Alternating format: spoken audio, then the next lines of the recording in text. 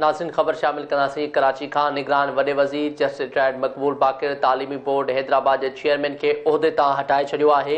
Commissioner Hyderabad ख़ालिद हैदर शाह खे तालीमी बोर्ड जे इज़ाफ़ी चार्ज ॾिनी वई आहे। ब्रेकिंग न्यूज़ नाज़रीन अवां सां शेयर कंदासीं। कराची खां निगरान वॾे वज़ीर मक़बूल बाक़िर तालीमी बोर्ड हैदराबाद जे चेयरमैन खे उहिदे तां हटाए छॾियो आहे। ख़बर अवांखे ॾियूं पिया। निगरान वॾे वज़ीर मक़बूल बाक़िर तालीमी बोर्ड हैदराबाद जे चेयरमैन खे उहिदे तां हटाए छॾियो आहे। कमिश्नर हैदराबाद ख़ालिद हैदर शाह खे तालीमी बोर्ड जी इज़ाफ़ी चार्ज ॾिनी वई आहे। नोटिफिकेशन जारी कयो वियो आहे। वधीक अपडेट्स मालूम कंदासीं। चीफ रिपोर्टर शबीर लाशारी असां सां लाइन ते मौजूदु आहे। जी शबीर, वधीक छा तफ़सील आहिनि?